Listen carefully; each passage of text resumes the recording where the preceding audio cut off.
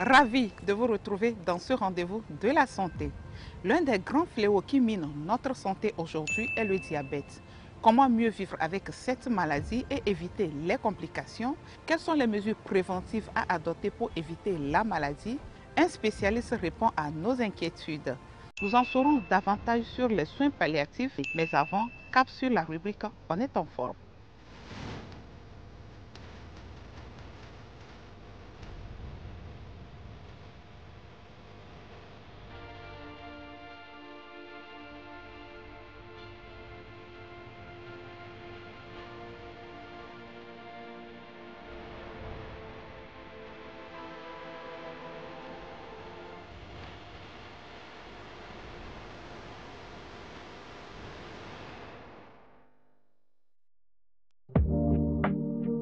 Le mois de novembre est dédié à la sensibilisation sur le cancer de la prostate. Nous devons tous être informés et avertis. C'est le moment d'agir ensemble pour la santé des hommes. Informez-vous, parlez-en et encouragez vos proches à se faire dépister. La prévention et le dépistage précoce peuvent sauver des vies. Ne restons pas silencieux. Novembre bleu, tous concernés, tous engagés. Coach Shogun, bonsoir. Bonsoir Olive, Mais un plaisir de vous retrouver ce soir. de mon côté aussi. Et avec vous, on parle toujours sport. Et aujourd'hui, moi, j'ai une question pour nos jeunes adolescents. Est-ce que le jogging ou la musculature est-elle conseil? Le bodybuilding, Le bodybuilding. le bodybuilding, vous voulez dire. Ouais. Oui, c'est ce que nous voyons maintenant. Quand vous allez dans les salles de sport, c'est des jeunes élèves, des jeunes étudiants qui viennent, qui n'ont pas l'âge des ados, qui viennent pour faire la musculation. Malheureusement, il y a des coachs qui les acceptent, qui les aident à le faire. C'est très dangereux. On ne peut faire la musculation ou bien le bodybuilding à partir de 16 ans. Mais à 16 ans aussi, il faut voir la morphologie de la personne, voir comment il grandit, essayer d'aller jusqu'à la maison, voir comment sont ses parents, pour voir si la personne peut grandir après. Sinon, si vous le faites comme ça, c'est dangereux, c'est très dangereux. Ça peut payer cash, ça peut être à moyen terme, ça peut être aussi à long terme. Si vous avez des parents qui n'ont pas de taille et que vous, à cette taille, vous voulez faire des trucs, non, on doit vous donner un peu plus de temps pour le faire. Ça, c'est un. Si vous ne respectez pas ces consignes et vous faites le bodybuilding, votre croissance est arrêtée. Ça s'arrête net. Vous allez avoir des problèmes de dos. Vous allez avoir des problèmes au niveau des articulations, surtout au niveau du dos, puisque quand vous faites le bodybuilding, quand vous êtes en développé couché, vous travaillez les pectoraux, vous allez croire que c'est seulement les pectoraux que vous travaillez. Ça agit sur le bas du dos, ça agit sur la hanche. La croissance à ce niveau est stoppée net. Vous faites le squat, vous portez des charges, vous allez vous revenir, vous abîmez votre dos. Si vous n'avez pas de problème de disque, 2 ou 3 mois après, vous allez l'avoir quand vous allez grandir. Donc, il faut qu'on fasse tout pour que les coachs comprennent que ça, ce n'est pas bien pour les jeunes. L'enfant le fait déjà avant de venir chez vous et vous voyez que ce n'est pas l'âge. Il y a des exercices que nous appelons la gym qui grandit. C'est des exercices pour augmenter la taille. Si le coach se connaît en gym qui grandit, là, il alterne gym qui grandit, donne plus de temps à la gym qui grandit, en plus de la musculation du bodybuilding, mais limiter la lourdeur des charges. Quand on doit partir à partir de 16 ans, ça. Mais à moins de 16 ans, non, ne prenez pas le risque. D'accord. Et qu'est-ce que vous indiquez aux enfants? Pour les jeunes et adolescents, aller en salle de sport, ce n'est pas une mauvaise chose en soi. Mais quand ils vont aller, c'est faire beaucoup de renforcement musculaire. Travailler à avoir l'harmonie du corps, c'est-à-dire développer les deltoïdes, travailler un peu les biceps et les triceps, mais pas avec des charges lourdes. Ou qu'il y ait harmonie, comme ça, quand ils vont porter leurs habits, ils seront beaux là-dedans. Faites beaucoup de renforcement musculaire au niveau des membres inférieurs, des dorsaux, pour pouvoir créer l'équilibre. Travailler beaucoup les abdos et faire beaucoup d'exercices d'étirement. Ça donne de la souplesse et autres. Les jeunes, ils peuvent faire beaucoup de cardio aussi. Quand ils viennent en salle, leur cardio doit être à haute dose. Augmenter beaucoup la fréquence cardiaque avant de chuter. Le faire chaque fois et il sera en forme. Merci beaucoup, coach Shogun. Je vous en prie. Merci pour ces précieux conseils. Non, c'est moi. Et à très bientôt. À très bientôt, madame. Le mois de novembre est dédié à la sensibilisation sur le cancer de la prostate. Nous devons tous être informés et avertis. C'est le moment d'agir ensemble pour la santé des hommes. Informez-vous, parlez-en et encouragez vos proches à se faire dépister. La prévention et le dépistage précoce peuvent sauver des vies. Ne restons pas silencieux. Novembre bleu, tous concernés, tous engagés. Il y a de ces maladies qui évoluent à bas bruit jusqu'à ce que les symptômes n'apparaissent à un stade avancé. C'est le cas du diabète, une affection en constante augmentation dans le monde et surtout en Afrique, où 24 millions d'adultes environ vivent avec cette affection. Et ces chiffres atteindront 55 millions de cas d'ici à 2045 si rien n'est fait, selon l'Organisation mondiale de la santé. Quelles sont les difficultés et défis auxquels font face les personnes diabétiques et leurs soignants au quotidien? Comment concilier diabète et vie épanouie? Et que faire pour éviter au mieux ou prévenir cette maladie? Notre invité de ce soir nous édifiera vis-à-vis à ces interrogations.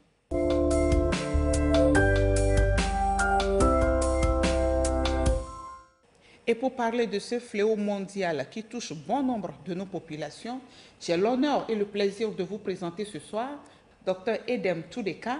Il est diabétologue nutritionniste au CMS Agbonou. Dr Tudeka, bonsoir, bienvenue sur le plateau de Santé d'abord. Merci beaucoup. Merci pour l'honneur que vous nous faites pour parler de ce grand fléau, pour édifier nos populations et les amener à mieux vivre avec cette maladie. En tout cas, nous sommes confiants que vous avez plein d'informations à nous apporter ce soir, surtout aux personnes diabétiques, des informations utiles pour permettre aux personnes vivant avec le diabète de mieux se comporter, mieux maîtriser leur maladie au quotidien.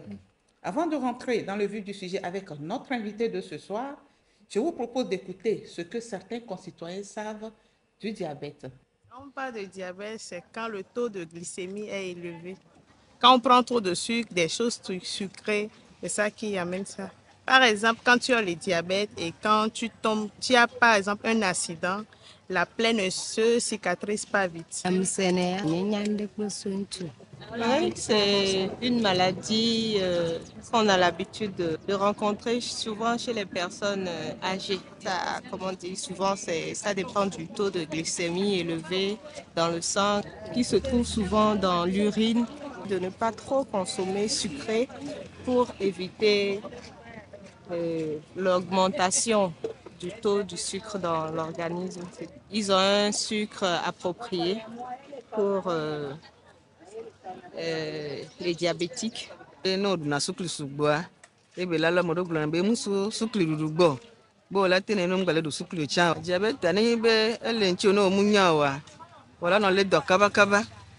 Voilà, il quand nous pratique ya, nous vire quoi, on la balé docké. Quand on va y docteur boyobo, on la doc, pourquoi be de nkai nae, le doc kaba ma. Pour nous voilà avec quoi les diabète lentiu. Bon, via sans diabète tu veux dans sous bonne non. Si je le bleu de ndudu a chike ko le don ndudu mi le du. Et le et dobara badon so le va. Donc avec premier to mi la nyan ko mi la nodu. Bébé tassan ben du cola du somme la nia la nyan cola du somme la ni no bo le contrôle funo le que quoi ne ma la nous quoi ta munyo wa o matin va la no le chan en donne pour nos sous. Moi, je ne connais rien sur maladie de diabète là. Là, moi, je ne connais rien dessus. Oui, bon, je sais que c'est une maladie que la grande partie de la population actuellement attrape, dû au fait que l'alimentation que nous avons actuellement n'est pas saine. Et il y a trop de choses artificielles que nous consommons, beaucoup d'huile, beaucoup de, disons, protéines, glucose qui s'accumulent dans notre organisme. On n'arrive pas à dépenser l'énergie, de trop plein d'énergie. Et on se standardise. Si nous sortons et nous faisons un peu de sport, l'énergie peut être brûlée, peut être consommée. Mais quand nous restons sur place, ça s'accumule, ça reste dans les artères, dans les vaisseaux. Et ça fait que, effectivement, il y a une mauvaise circulation du sang. C'est les gens qui urinent beaucoup. Surtout la nuit, ils se lèvent beaucoup de temps, peuvent aller jusqu'à 5-6 fois et ils urinent parce que le fonctionnement urinaire ou bien l'appareil urinaire et puis tout l'organisme est un peu atteint. Donc le rythme d'uriner est accéléré. Et c'est des gens aussi qui n'ont pas beaucoup d'énergie, la force. Donc, bonne chose, ils se fatiguent. Puis certaines fois, ils ont le vertige parce que comme ils n'ont pas une alimentation saine et comme des fois le poids aussi s'y mêle. Il faut que les 3 phases de l'alimentation, normalement, on doit les respecter. Le petit déjeuner, le déjeuner et le dîner. On mange peu le matin. Le soir, le plus souvent, nous mangeons beaucoup. Et là, on mange beaucoup de céréales. Ça s'accumule dans l'organisme, on n'arrive pas à dépenser l'énergie, on dort. Et c'est ce qui fait qu'il y a étouffement de la circulation sanguine. Et ça qui fait que le diabète survient. Si nous mangeons léger le soir, et comme on fait moins d'activité le soir, je pense que le foie et les autres organes auront moins de boulot à faire et peuvent brûler facilement le trop plein d'énergie et on peut être en bonne santé. Ce que je sais du diabète, c'est que on dit souvent de ne pas manger les trucs trop sucrés, des aliments riches en glucose, de diminuer ces consommations. C'est tout ce que moi je sais du diabète.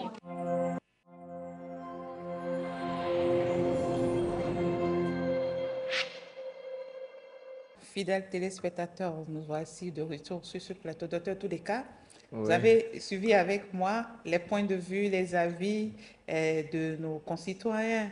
J'ai suivi avec grand intérêt les points de vue des uns et des autres. Et ce qui est intéressant, c'est une notion, une thématique que certains ont entendu parler. C'est déjà un bon début. Commencer par s'intéresser à un problème, c'est déjà un début de solution. Et nous allons voir ensemble comment nous allons faire pour que cette population soit un peu plus outillée. Voilà. En tout cas, ce soir, vous allez nous aider à avoir les bonnes informations, les bonnes informations en ce qui concerne le diabète. Mais d'entrée de jeu, le diabète serait un excès de sucre dans l'organisme, n'est-ce pas? Oui, on peut le dire comme ça. Une définition un peu plus simple que je pourrais donner, c'est en fait, il n'y a pas un diabète, c'est un groupe de maladies liées au fonctionnement de l'organisme. Parce qu'il y a un mot que j'ai déjà entendu dans le micro-trottoir, attraper le diabète. Bon, ce n'est pas réellement ça. Hein? On n'attrape pas le diabète, surtout le diabète des adultes, ce n'est pas effectivement ça. Et dans ce groupe de maladies, ils ont un point commun. La quantité de sucre dans le sang est beaucoup et de façon permanente, pendant longtemps. Donc, tous ces éléments sont importants parce qu'il arrive à chacun d'avoir à certains moments le taux de sucre dans le sang qui est élevé. Mais ça ne dépasse pas 1h30 à 2 heures de temps. Et ça redevient à la normale. Mais chez quelqu'un qui a le diabète, le taux de sucre reste élevé, même 3 heures de temps, 4 heures de temps, 5 heures de temps, quand on le contrôle, le taux de sucre reste élevé. Et ce sucre vient d'où? De certains types de nourriture que nous mangeons. Justement, quels sont ces aliments Tout ce qui peuvent qui est, faire grimper ou augmenter notre index glycémique? avant d'arriver à l'index glycémique, en fait, tout ce qui est céréales, maïs et ses dérivés, quand on le mange, ça devient du sucre dans le sang. Tout ce qui est riz, les tubercules, igname, manioc, patates douces, tous ces aliments, quand on le mange, ça, après la transformation, la digestion, ça devient du sucre dans le sang. Et ce sucre ne doit pas rester dans le sang. Ce sucre doit quitter le sang pour aller dans les différents organes, parce que c'est notre principal carburant. Et une partie doit être stockée. Quand on vient contrôler le sucre dans le sang de quelqu'un et que ça reste élevé, donc ça veut dire que le sucre n'est pas arrivé à destination. Donc il y a certaines portes qui sont fermées et qui fait que ce sucre n'arrive pas à poursuivre son chemin pour aller correctement dans les muscles pour être utilisé, pour aller correctement dans le foie pour être stocké, ou bien être transformé en graisse. Et la cause principale de ce problème, c'est la clé qui ouvre la porte du foie, qui ouvre la porte du muscle, qui ouvre la porte des graisses pour que le sucre puisse arriver à destination. Cette clé, c'est l'insuline. Et cette fameuse insuline, quand c'est en petite quantité, cette petite quantité fera son travail. Le reste restera dans le sang. Ou soit, cette insuline n'est pas de bonne qualité. C'est comme une clé qui n'est plus très bonne. Pour ouvrir la porte, c'est difficile. Donc, c'est ces conditions réunies qui font que la maladie s'installe et on dit la personne a le diabète et le sucre reste en permanence dans le sang. D'accord, docteur Toulika. Et vous l'avez évoqué, une des causes principales du diabète est notre alimentation. Quelles sont les autres causes de cette affection? Quand on prend par exemple le diabète de type 1, la cause, c'est différent du diabète de type 2. Dans le diabète de type 1, on dit que c'est une maladie auto-immune, c'est-à-dire l'organisme de la personne se retourne contre elle-même pour détruire les cellules qui vont fabriquer l'insuline. Et ce type de diabète, on le trouve chez les enfants, n'est-ce pas? Généralement, c'est avant 20 ans et on le voit souvent chez les enfants. Quelques rares fois, il y a certains adultes qui le font, mais principalement, c'est les enfants qui font ce type de diabète. Et la solution, vu que ces cellules ne peuvent plus fabriquer de l'insuline, on comprend en clair que ces enfants ou bien ces personnes sont obligés de s'administrer de l'insuline. Maintenant, dans le diabète de type 2, généralement, ça c'est un autre type de problème. Et on parle d'insulino-résistance, c'est-à-dire la quantité d'insuline qu'il faut pour ramener la glycémie, ou bien le taux de sucre dans le sang à la normale, cette quantité n'est plus suffisante ou l'insuline là ne fonctionne plus bien. Donc, supposons peut-être on a besoin de 1 litre d'insuline pour faire un travail. Si les diabétiques de type 2, ils peuvent soit avoir un quart d'insuline ou bien maximum demi. Donc, la petite quantité va faire son travail, envoyer les sucres du sang vers les cellules qu'il faut, mais le reste, à cause du manque d'insuline. Et c'est le diabète le plus répandu, le plus voilà. présent dans nos communautés. Effectivement. Et ce diabète de type 2 est lié à notre comportement. Et dans ce comportement, il y a le comportement alimentaire. Dans ce comportement, il y a le comportement lié à l'activité physique. Au manque d'activité physique? Oui, voilà. Au manque ou bien à l'insuffisance d'activité physique, à la sédentarité. Parce qu'il y a une différence entre les deux aussi. Mais il y a un lien à tous ces deux types de diabète. Il y a le côté génétique aussi qui est là. C'est-à-dire, on hérite un peu de nos parents. Mais ça seulement ne suffit pas pour développer la maladie. Il faudrait que les comportements, les facteurs environnementaux de l'alimentation, de l'activité physique, de la sédentarité. Environnementaux, comportementaux. Voilà, pour que la maladie se déclenche. Et ce processus, surtout dans le diabète de type 2, peut prendre 5 à 10 ans avant de se déclencher. Donc nous avons tout le temps pour ne pas être surpris. Et c'est là, je disais que attraper le diabète, dans le diabète de type 1, on peut le comprendre, mais dans le diabète de type 2, la maladie survient.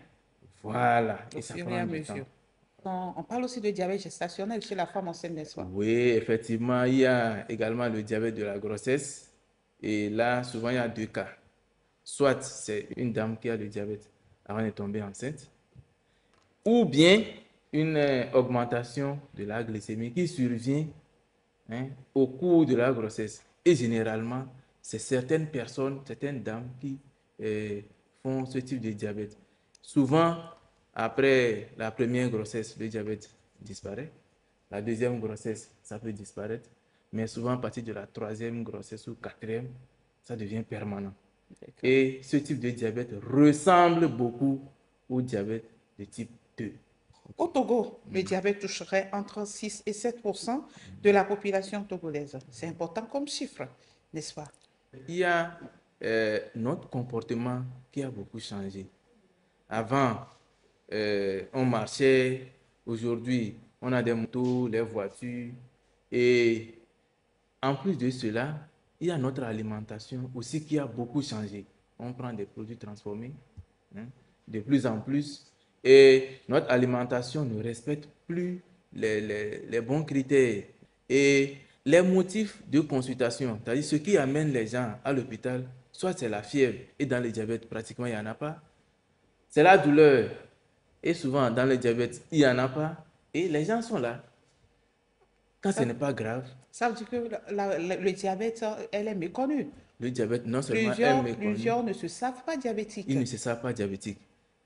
D'abord, avoir l'information, savoir que bon, je viens d'une famille où le diabète est fréquent. Moi, descendant de ces personnes, je suis à risque. C'est méconnu dans la population. En plus de cela, comme je l'ai dit, les facteurs environnementaux qui ont totalement changé. Il y a 50 ans, il y a 100 ans, on vivait autrement dans notre population. Et le plus grave, c'est que les chiffres épidémiologiques disent que si on ne fait rien, c'est en Afrique qu'on attend une évolution de 145% d'évolution. Donc nous devons faire quelque chose. Nous devons faire quelque chose pour inverser. Sinon, nous tous, nous allons devenir diabétiques. Et pour terminer sur ce point, on doit faire l'effort pour lutter contre une désinformation de notre population. Dans la population, on pense que quand on a le diabète, on en guérit à 100%, alors qu'on doit rester dans un canevas, hein, respecter son activité physique, manger d'une certaine manière, hein, pour que la maladie, même si elle doit arriver, elle n'arrivera plus. Alors, docteur Toureka, comment savoir qu'on a le diabète? Quels sont les signes qui doivent alerter? Il y a 4 grands signes, de jour comme de nuit. nuit. Mais c'est surtout pour la nuit qui est beaucoup plus remarquable parce que vu que le sommeil sera perturbé, la personne va se rendre compte qu'elle urine beaucoup, qu'elle urine beaucoup. La journée, ça peut passer inaperçu. Je profite également pour dire sur ce plateau que j'invite la population, toute personne qui urine déjà plus de 2 fois la nuit, à goûter son urine au moins pour voir c'est sucré ou bien c'est pas sucré. Si c'est sucré, il y a un problème grave qui est déjà là. À part uriner beaucoup, ça pousse à boire beaucoup d'eau. Donc, boire beaucoup d'eau, ce n'est pas toujours être en bonne santé. Si c'est accompagné d'uriner beaucoup, peut-être il y a une maladie qui a déjà commencé. Et si on ne fait rien à ces 2 étapes, après, la personne va commencer par perdre du poids et la personne sera fatiguée. Voici les 4 signes importants. Donc, quand ça arrive à ces étapes-là, on doit se diriger vers un centre de santé et s'évaluer. Pour les femmes enceintes, par exemple, une femme qui a déjà fait un enfant de plus de 4 kilos, les gros bébés. Les gros bébés, ça doit alerter. On ne doit pas toujours applaudir. Ah, le bébé est très joli, hein. Le bébé est gros, mais ça doit nous tiquer, nous alerter. Donc, ce sont les signes. Oui. Les signes d'alerte, les signes indicatifs, les signes qui doivent nous faire prendre conscience de la présence de cette maladie. Estelle a été diagnostiquée diabétique à l'âge de 2 mois. Elle a été hospitalisée pendant 4 mois après le diagnostic de sa maladie. Dès lors, elle ne peut se passer de son traitement grâce auquel elle vit une vie normale et stable aujourd'hui. Son histoire est différente de Difa qui s'est vu amputer ses 2 membres inférieurs à cause de cette maladie. Mais il garde le sourire car pour lui, l'espoir d'une vie heureuse est toujours permis. 2 situations émouvantes que je vous propose de suivre dans ce reportage. Estelle se bat avec le diabète depuis sa naissance. 12 ans qu'elle est sous traitement continu, mais elle en souffre encore.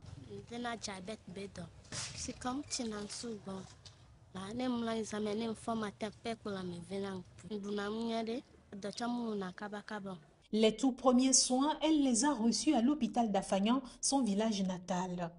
Pour bénéficier de l'aide d'une association, ses parents ont dû la ramener à Lomé pour des soins subventionnés. Le parcours était assez difficile pour les parents.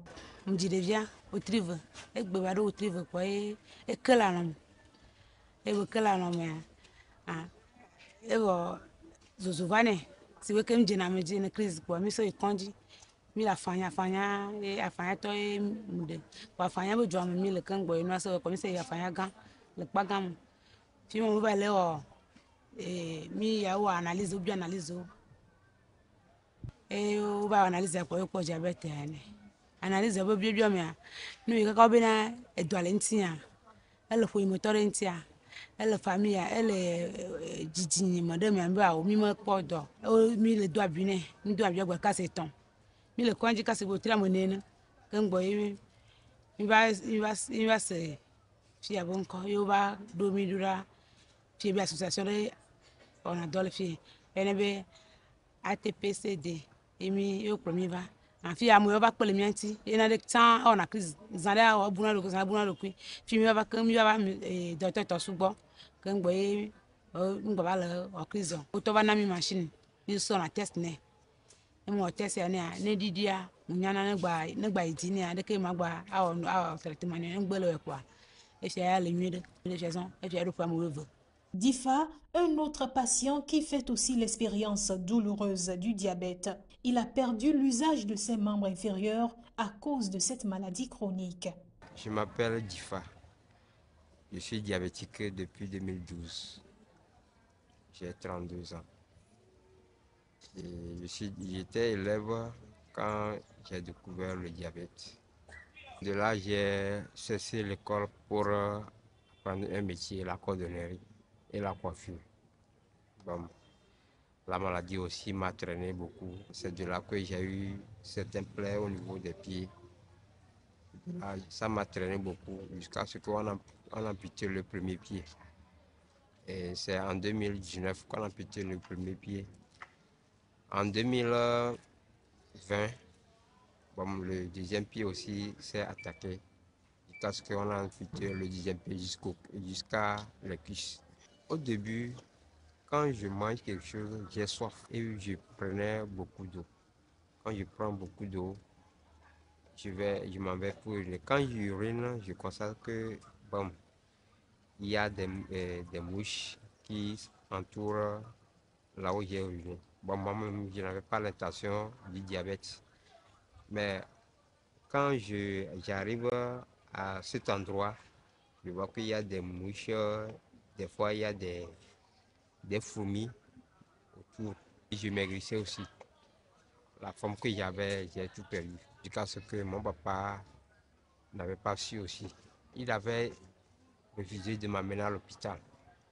J'ai traîné avec la maladie, j'étais en classe de seconde, donc j'ai traîné avec la maladie. Jusqu'à ce que c'est mon frère qui a persisté qui m'amène à l'hôpital.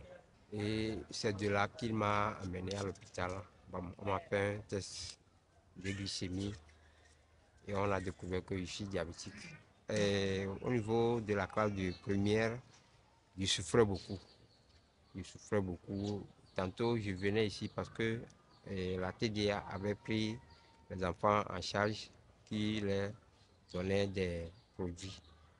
Bon, à un certain âge, ils ont dit, bon, certains enfants qui ont à partir de 25 ans, donc on ne peut plus s'occuper d'eux. Donc c'est la maman qui se débrouillait, des fois on achète des produits. Des fois même je n'en trouve même pas. Pour m'injecter, je n'en trouve même pas. Je reste comme ça. Bon, tu as faim, tu dois manger. Donc quand je trouve quelque chose, je mange.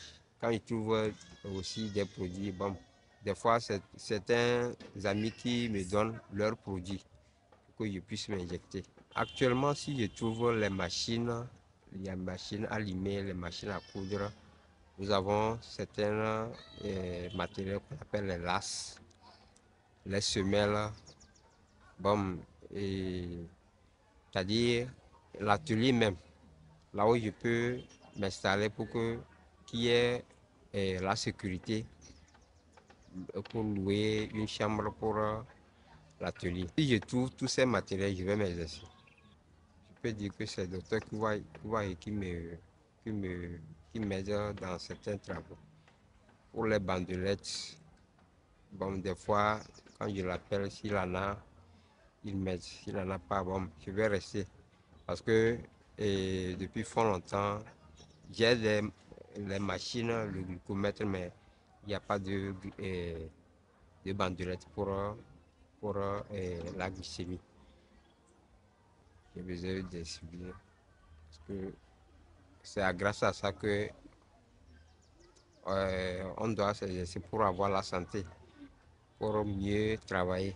Parce que s'il n'y a pas d'insuline, tu ne peux pas, c'est-à-dire, tu restes comme ça, tu peux te sentir faible, c'est-à-dire, il n'y aura pas de force pour que tu puisses travailler. Le diabète constitue un véritable problème de santé publique qui affecte des milliers de citoyens au Togo. Selon les spécialistes, 5% de la population est diabétique. Il y a également le risque que 10% de la population contracte la maladie d'ici à 2045.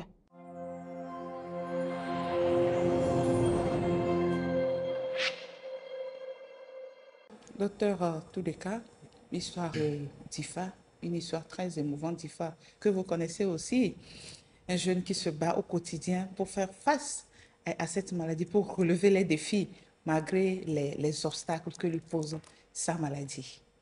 Est-ce que vous en voyez aussi de ces cas dans vos consultations quotidiennes?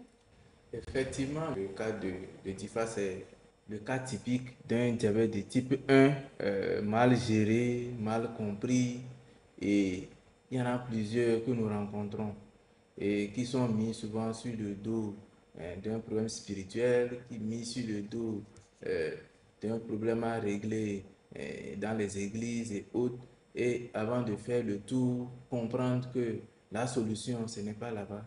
Souvent, c'est tard et c'est l'amputation, souvent c'est être aveugle, souvent c'est l'insuffisance rénale et autres. Donc c'est surtout le diabète de type 1 donne des conséquences dramatiques, alors que dans le diabète de type 1, jusqu'au jour d'aujourd'hui, il n'y a pas de solution, ce n'est que l'insuline, parce que la cellule qui doit fabriquer cette insuline n'est plus là, ne peut plus en fabriquer. Et tant qu'on va traîner pour comprendre cela et savoir que l'insuline est vitale pour un diabète de type 1, ces drames vont toujours continuer. Et les AVC peuvent arriver, hein, les crises cardiaques peuvent arriver, la dysfonction érectile, on en voit souvent.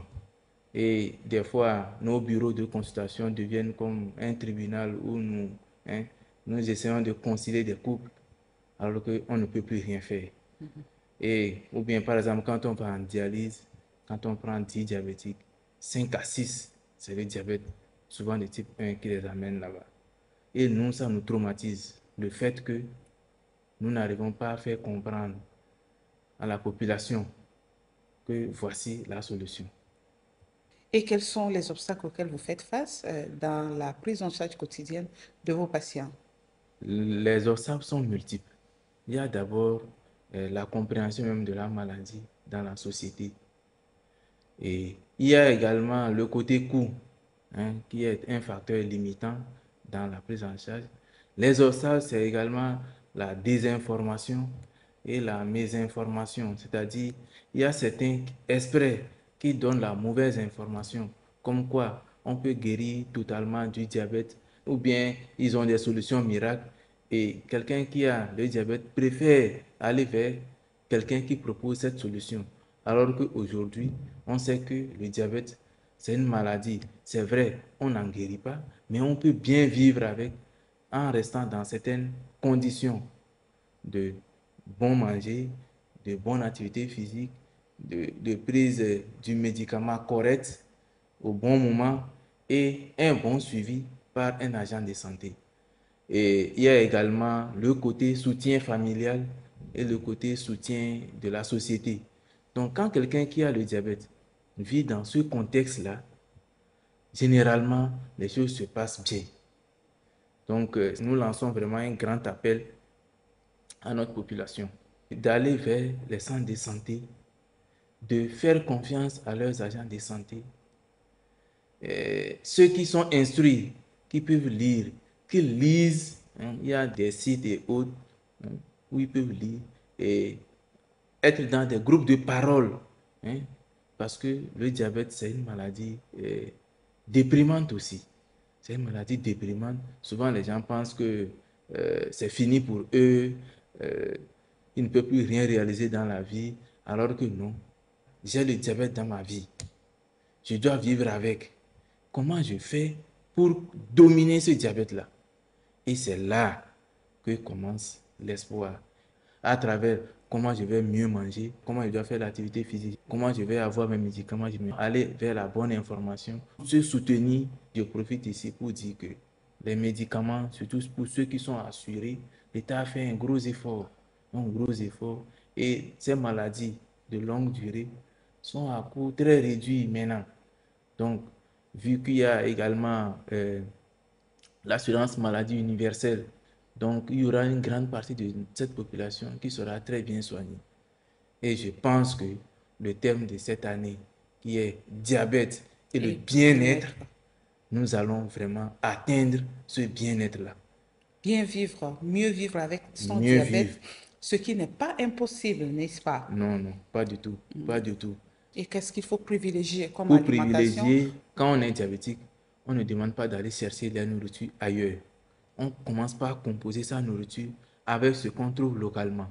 Le plus important, c'est d'avoir les légumes. Les légumes dans nos contrées ici, c'est gouma, c'est adémé, c'est kodoro, c'est ognato. Et ces légumes, que ce soit des légumes crus ou bien des légumes préparés, doivent occuper 50% de notre alimentation. On peut manger du riz qui devient du sucre avec la sauce légumes. Je rappelle ici que les légumes ne deviennent jamais du sucre dans le sang. C'est un grand avantage. Et dans la vie quotidienne, on profite pour faire l'exercice physique. Je peux prendre mon zémidian, je m'arrête quelque part, je fais le reste, marche à pied, ou bien s'il y a des ascenseurs quelque part, au lieu de prendre l'ascenseur, je profite, je prends les escaliers, ou bien si c'est au bureau, on peut laisser l'imprimante un peu loin et se lever, marcher, ou bien après quelques temps assis, on se lève, on fait 5 minutes de marche, ou bien après le repas, on fait quelques minutes de marche, et c'est petit à petit comme ça qu'on essaye de reconvertir le fonctionnement du corps. Réinventer son quotidien pour mieux vivre avec son diabète, ce n'est pas impossible. Docteur, en tous les cas, nous tendons tout doucement vers la fin de notre entretien de ce soir. Vous nous faites comprendre ce soir qu'on ne peut pas guérir du diabète, mais on peut améliorer son quotidien pour vivre une vie épanouie avec son diabète. Mieux vivre, rester en bonne santé, bien qu'étant diabétique. Mais comment prévenir maintenant cette affection? Si on ne peut pas en guérir, on peut quand même l'éviter.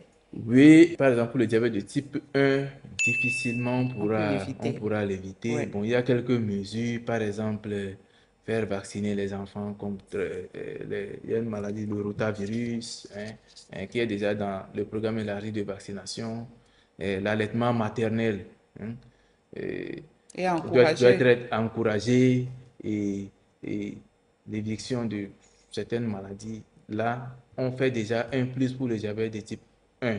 Et si jamais on l'a, on mange mieux pour contrôler la maladie. Et dans le diabète de type 2, l'espoir, c'est que c'est une maladie qu'on peut prévenir dans l'étape du prédiabète où la glycémie le matin n'atteint pas encore 1,26 g. C'est là on fait les efforts, on mange bien, on se contrôle. Et déjà à partir de 30 ans ou bien 40 ans, l'activité physique doit devenir comme un métier. On se surveille, on ne se laisse pas aller. Et nous avons l'espoir que nous allons contrôler notre arrivée vers le diabète. Merci beaucoup, docteur Touleka. Je rappelle que vous êtes diabétologue nutritionniste au CMS à Gbonou. Merci pour toutes ces belles informations que je voudrais que vous nous repreniez en 1 minute dans votre langue maternelle. Adido bibime doya et dore benia et la télé à Missiami. Nevanibe les pomome et les tounti, allo les nonti, allo tasio, togua, au kenyuami ditimivia, autant la te va l'éléphant. Voir qu'un gouet et la vanille nénéa et déjà sur un togbo. Soit na bli, soit dona nigma pupume, benemio. Qu'un gouet bli wala mio, urula wisi. Et à Messia Mento va una si bliwan, il va mionane. Dès que la wisi lo, ne eve le ɖu enu keme egbe kiwom le sugbɔn amawo le sugbɔn ŋutɔ le wusi gbea le wusi blia be ne miɔ na ye ebli wa ke nyi aɖevi me dɔ ke dzava anɔ lolo nɔ yi loloa me le amesẽ o loloa me le amesẽ o kudo axɔ si bena o nye ma ɖe asi ɖokui nye kpo edɔ ya mu dzava na mo ame buwo kpoe o mle vɔ ne ne didi ɖokui nye kpoa mava nya be la va awo ne gbe ɖo ƒe bla tɔn boa eƒe sia ƒe zi ɖeka anɔ didi ɖokui o ne wònye funɔ anɔ didi ɖokui o ne mi gbe le didi míawo ɖokui mi le tekame le wɔ sport viɖe mi le nya ɖeke mi le ɖu nu kpoa edɔ ya mi la ɖu edzi kpoe ame sugbɔn le ko ɖu dɔa dzi vɔ ame ko dzivi ye ɖeviawo lolo wone nya be enya ɖe le gbɔna ne ame sia ame gbe si te ɖo ɖokui ŋuti kpoa míaɖu di le dɔa dzi me dɔ ya la ɖu mía di o kpoa míate míanɔ si be ame sia ame. Merci beaucoup, Dr Edem Toureka. Merci d'avoir fait le déplacement jusqu'ici pour nous donner ces belles informations. Et ce sera avec grand plaisir que nous vous retrouverons une prochaine fois pour d'autres questions santé. C'est nous qui vous remercions. Au revoir. Le mois de novembre est dédié à la sensibilisation sur le cancer de la prostate. Nous devons tous être informés et avertis. C'est le moment d'agir ensemble pour la santé des hommes. Informez-vous, parlez-en et encouragez vos proches à se faire dépister. La prévention et le dépistage précoce peuvent sauver des vies. Ne restons pas silencieux. Novembre bleu, tous concernés, tous engagés. Les soins palliatifs, on n'en parle pas assez souvent. Pourtant, ils apportent confort, soulagement et mieux-être à un stade de la vie ou de certaines maladies chroniques ou évolutives. Quand justement s'imposent ces types de traitements et à quel type de personnes sont-ils destinés? Monsieur Kofi Anoumou-Tengue, responsable de l'ONG Orgedec, nous éclaire sur ce que c'est que ces types de soins.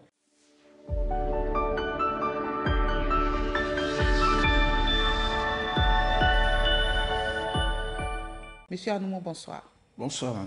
Comment allez-vous? Bien. Et vos patients? Ils vont également bien. D'accord. Et ce soir, vous allez nous aider à comprendre ce que c'est que ces soins palliatifs, oui, n'est-ce pas? Tout à fait. Qu'est-ce que c'est concrètement? Voilà. De quoi parle-t-on? Les soins palliatifs, par définition, ce sont des soins englobant des dimensions physiques, psychologiques, socio-culturelles et spirituelles. Je vais résumer comme ceci. Les soins palliatifs, qu'est-ce que nous faisons? Je réponds en même temps. Ce sont d'abord des maladies graves, non seulement graves, mais évolutives et potentiellement mortelles. Pas toujours mortelles? Pas toujours mortelles, tout à fait, mais dans la majorité des cas, ce sont des maladies qui ont un pronostic de vie limité. Voilà. C'est ça. Je préfère ça. Et c'est ces patients-là que nous accompagnons dans les communautés. Les soins palliatifs, d'après, nous parlons de principes, par exemple, soins physiques, ça veut dire que l'équipe de soins palliatifs, quand l'équipe là arrive, ça veut dire que les soins physiques, les soins qu'on donne à l'hôpital, donc ça suppose que l'équipe de soins palliatifs va donner ces soins-là. Et quels sont les soins concrètement, les soins concrets que vous donnez? Bon, si je parle de soins physiques, ça veut dire que les soins ordinaires qu'on donne à l'hôpital, c'est ça. Donc, par exemple, gérer les escarres qui sont engendrés par la maladie. Chez les personnes âgées, par exemple? Pas forcément chez les personnes, mais par exemple, celui qui souffre du cancer, peut-être qu'il y a une plaie quelque part, le diabétique a une plaie quelque part. Donc, ces plaies-là sont générées par la maladie. Donc, on essaie de gérer ces plaies-là, ces escarres-là, on essaie de les gérer. Et à côté de ça, ça veut dire que la personne qui souffre de ces maladies peut avoir encore d'autres maladies. Et là, ça veut dire que l'équipe de soins palliatifs doit gérer l'ensemble de tous les problèmes ou bien tout ce qui est lié aux soins physiques du patient. Donc, je peux résumer là-bas pour dire que c'est seulement les soins. Quand je parle de soins physiques, c'est ce qui se passe à l'hôpital ou bien dans les établissements de soins. Donc, ce sont les soins-là que nous appelons les soins physiques. À côté de ça, il y a les soins psychologiques. Donc, soins psychologiques, vous savez que quand quelqu'un est malade, ça veut dire qu'il est atteint moralement. Alors, il faut gérer ce côté-là également. On peut aller également sur le côté socio-culturel. Ça suppose que vous devez apporter également peut-être de nourriture, ou bien vêtements, ou bien aller faire peut-être laver ses habits, gérer son environnement. Donc, c'est également un rôle que le soignant en soins palliatifs joue. Et il y a aussi le côté, les soins que nous appelons les soins spirituels. Quand on dit ici les soins spirituels, c'est un peu différent de la religion. Donc, on n'impose pas la religion au patient, c'est le patient qui décide. Donc, il s'agit de l'accompagner. Voilà. Donc, voilà les 4 principes. Donc, quand vous venez aussi, vous changez les draps, vous on change, on lave, on fait tout. On fait tout. Donc, par rapport à ce qui se passe à l'hôpital, donc je peux dire que ça fait 25%. Et les 75%, nous complétons. Raison pour laquelle, d'ailleurs, nous pouvons faire nos soins là, c'est-à-dire l'équipe de soins palliatifs va dans les établissements de soins, par exemple à l'hôpital, nous pouvons aller pour faire les soins. Et ces soins, les soins palliatifs, on peut faire les soins palliatifs à l'hôpital comme à domicile. Ça dépendra du choix du patient. Le patient peut décider que je vais rester à la maison. Et tout ceci se fait en collaboration avec le médecin traitant de l'hôpital, où il va chercher à quitter l'hôpital pour revenir rester à la maison. Donc, l'équipe de soins palliatifs travaille en partenariat avec le médecin traitant. Et ça doit être une équipe pluridisciplinaire. Voilà, ici, c'est justement, ça veut dire que tout le monde participe à la santé, au bien-être ou bien au confort de ce patient-là. Donc, il s'agit ici, c'est l'humanisation des soins. Donc, ça veut dire que le peu de temps, parce qu'on dit que le pronostic de vie est limité. Donc, ça veut dire que le peu de temps, l'équipe de soins palliatifs, son rôle en réalité, d'abord, c'est de maîtriser la douleur pour le patient, c'est très important, que le patient ne se sent pas oublié ou bien ne se sent pas abandonné. Parce que, puisque ce sont des maladies dépensières, alors, arrivé à un moment, les parents commencent par se désespérer et puis on laisse tomber, on le garde quelque part, on garde le patient quelque part. Et à qui s'adressent généralement ces soins? Voilà, les soins palliatifs, c'est de 0 donc, à toute personne. Il n'y a pas de catégorie de personnes. Tant qu'on souffre de ces maladies ou bien de maladies qui ont un pronostic de vie limité, ça suppose que tout de suite, il faut commencer par bénéficier des soins palliatifs. Parce que les soins palliatifs doivent commencer dès le diagnostic. Il ne faut pas attendre, c'est un peu différent de ce qu'on appelle soins de fin de vie. L'essentiel du travail que nous faisons, c'est qu'on peut avoir le mal et pourquoi pas vaquer à ces occupations, c'est possible. Voilà le rôle que nous jouons. D'accord. Et qui peut délivrer les soins palliatifs?